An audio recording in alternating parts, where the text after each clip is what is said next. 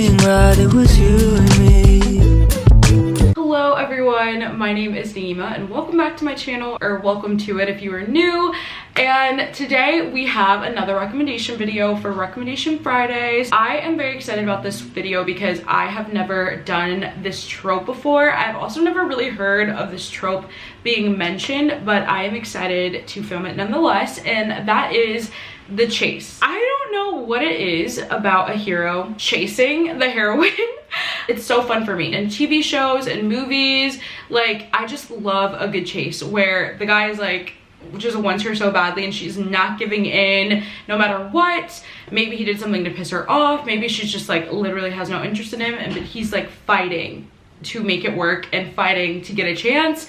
And I don't know, it's just so entertaining to me. So that's what today's video is. If you've missed my last few videos, you probably wouldn't know that I'm bringing back Recommendation Fridays to this channel. So every Friday you will get a new recommendation video for me, unless it's the end of the month and I need to make end of the month content like a wrap up or a TBR. Super excited for this video. In the comments down below, tell me what is one of your favorite books where there is just such immaculate chase. I would love to know and add it to my TBR, and also let me know what other recommendation videos you would want from me. Yeah, without further ado, let's get into romance books with the chase. So the first one is one that's literally, it has it in the title, The Chase by Elle Kennedy.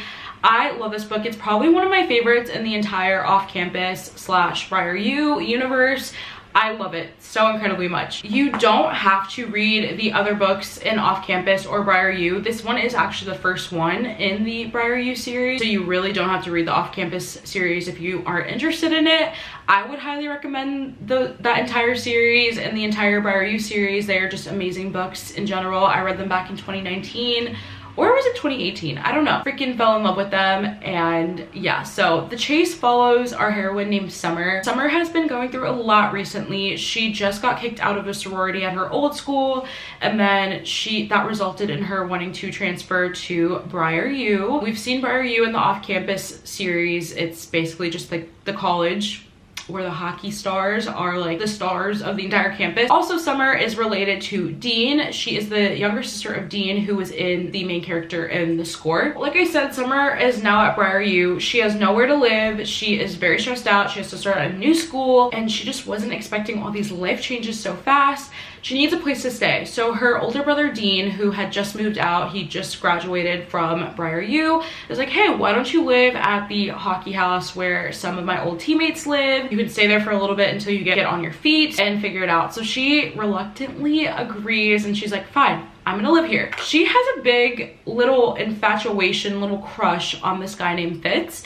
He is on the hockey team. He is so nerdy. He has tattoos, he plays video games, and he is like just so hot. Like, he's my dream man. I'm in love with him. And so obviously there's attraction there. She doesn't really typically go for a guy of Fitz's caliber, and he's also on the hockey team. Crush on him kind of, until she overhears him talking about her in a negative light. He's basically saying he would never be interested in her. She's kind of ditzy, and she overhears this and she is pissed. She's like, you know what, screw you, Fitz, I am done. I don't care. You mean nothing to me. I don't like you. And whatever, we're going about our business. We live together, but I'm just gonna keep my distance. So naturally, Fitz realizes his mistake and that he is actually extremely into Summer and attracted to her, and she's not giving in, especially after she heard him talk all this shit about him. She's like, no. And so he's literally chasing her. They live together. On top of that, there's another roommate named Hunter who also lives with them,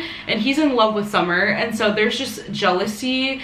It's so much fun. It's light. Summer is not giving in no matter what. It is such a chase. He's like, why won't she give in to me? And he also doesn't know that Summer overheard him, so there's that aspect as well. It is just so fun. I love this book. It's definitely one of my favorites in the entire off-campus / Briar U world, where my heart lies. I just love Fitz, and him chasing Summer was just so good. I just love a good chase. This one really did it for me, and I would highly recommend for The Chase. I mean, it's in the title. You have to read The Chase if you want to read about the chase. The next book that I'm going to recommend is Mile High by Liz Tomford. This is another sports romance. It is another hockey romance, and it is delectable. It is so good.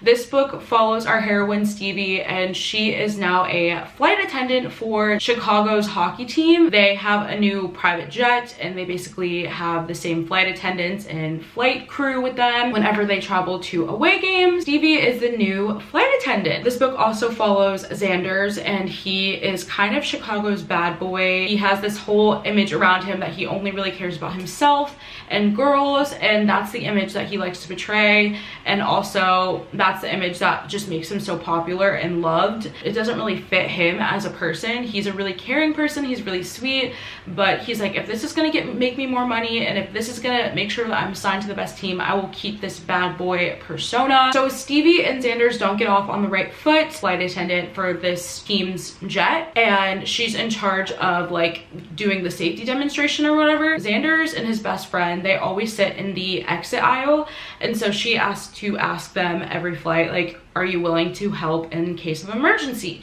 And so it's her first day, and she's like demonstrating how to do it or whatnot, doing the demonstration, and Xander's literally could not care less. Scrolling on his phone, just so uninterested in everything that she has to say. And she's like, ew, he is such an asshole. And they kind of get into like a little bit of a spat, and he decides that he's gonna make her life a living hell as she's working for him. He's always asking her to get him drinks, but they make it so you can easily get a drink. You just have to get up and go get a drink. And he's like, ringing the flight attendant light, being like, hey, I need this, hey, I need this, just always bothering her. Then he realizes that he is insanely attracted to Stevie, and Stevie's kind of going through a lot on her own right now. She's dealing with a lot of body image issues. She is a curvy heroine. She had an ex-boyfriend who was incredibly toxic and just used her as an option all the time. She had these best friends who just so different from her and have always made her feel like shit, from her body to her hair. This is an interracial relationship. Once he realizes that he is attracted to her, he is trying like hell to get her to cave in. So much fun. They're always in the same city when they're at the away games. They're always at the same place. She'll go out to the bar and watch a game on the TV while having a drink.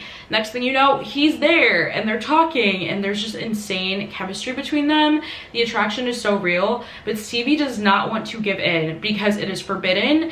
She is not allowed to, there's a fraternization policy, so she cannot be seen hanging out, mingling with these hockey players, and if she does, she could lose her job. So there's that, along with the fact that she just thinks he's an asshole, and so he is trying like hell to get her to cave in and to get her to change this image of him, and it is so much fun. I love that they're always in a new city together. I love that she'll just show up somewhere not expecting to see anyone. Next thing you know, he's walking into the bar, bothering her and interrupting. If there's like a guy flirting with her, he'll be like, you can leave now. Like, it is so good. The chase in here is like just so immaculate. Like, I would highly recommend this book. Just really did it for me. The next book that I'm gonna recommend is a fake dating romance. It is so amazing, and that is Fake It Till You Break It by Megan Brandy. It follows Nico and Demi. These two are neighbors. They go to the same high school. Demi is pretty much a good girl, I would say. She always cares about school. She's just a good girl. She doesn't really get into trouble. And so then we have Nico, who lives behind her, I believe, and he is a star on the football team. He's just super popular. Demi starts to have a crush on a random guy at the school or whatever, and Nico notices that Demi has a crush, and he decides that he proposes that they fake date in order to get the attention of that guy and make him fall in love with Demi.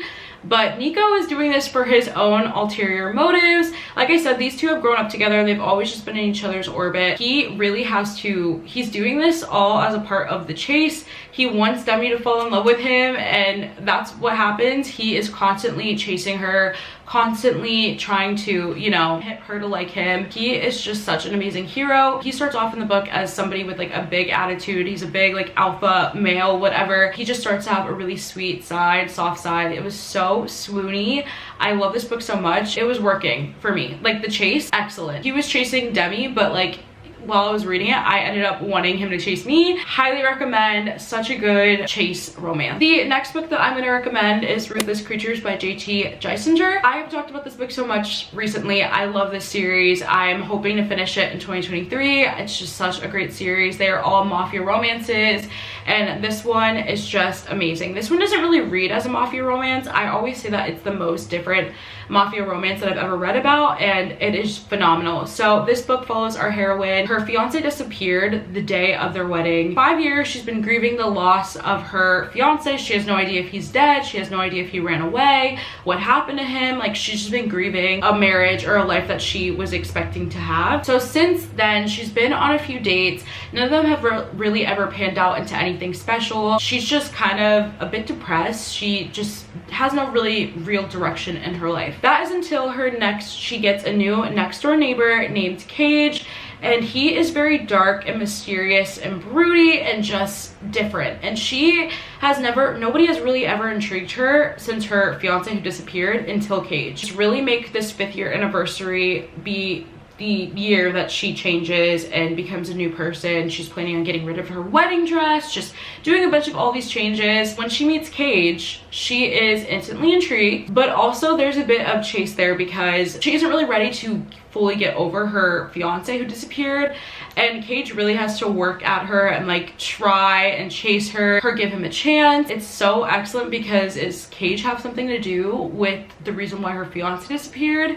Is he keeping secrets? I love this book. This book has such great chase, and the smut in here is just so fire. Like, I love it so much. And the last book that I'm gonna recommend actually made it to my favorites list of 2022. It's one of my favorites. If you've been here for a while or the past year, you've definitely heard me talk about it, and that is The Tyrant Alpha's Rejected Mate by Kate C. Wells, a werewolf romance. It isn't a part of the Omega-verse. It is just like a simple werewolf romance. The chase in here, it is just too good. This book follows Una. She's part of the pack. She is a lone female, and so in this world, lone females, they are kind of like the lowest of the low, and when it comes to ranking, they do servant work. They're constantly cleaning, cooking, known as the bottom of the low. These people don't have family members, they don't have a mate, are just kind of neglected by the pack. Una kind of runs the house for lone females. And then we have our hero Killian, who is the alpha of the pack.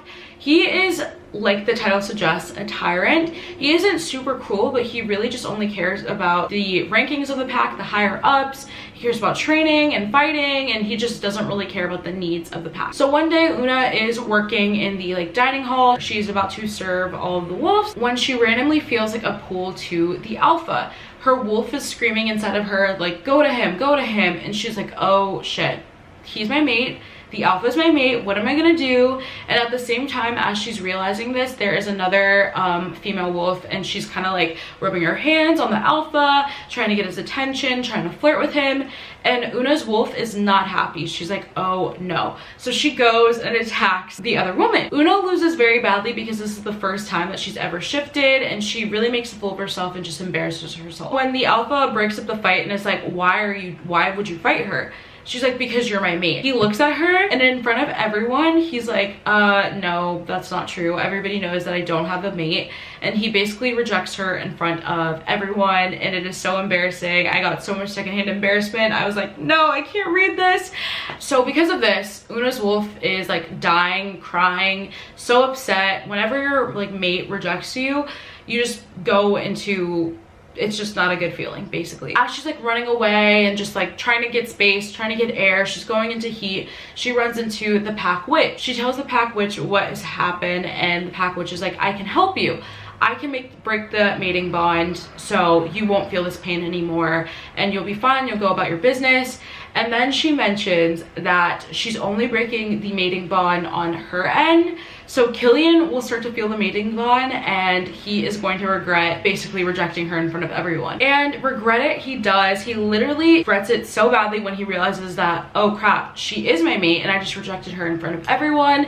And Una's fine, like I said, the mating bond has been broken, so she's just living her life, doing her duties, whatever. And then Killian enters her life, and he regrets it so badly. There is groveling, there is so much chase in this book because he's like, I messed up, you are my mate, I want to explore this with you, I'm so sorry, I didn't mean to reject you. And he's like basically chasing her, like, please give me a chance, I'm so sorry. And it is so good. I love a good chase, as I've mentioned before, and this book just does it excellently. Like, the smut in here was so good.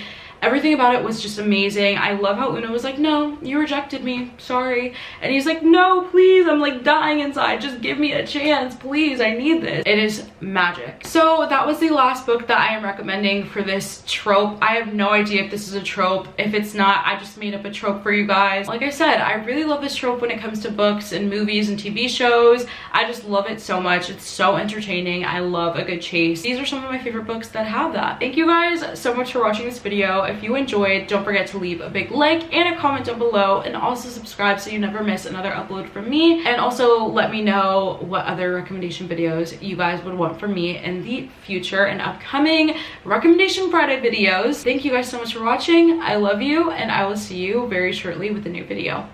Bye. If I got one thing right, it was you and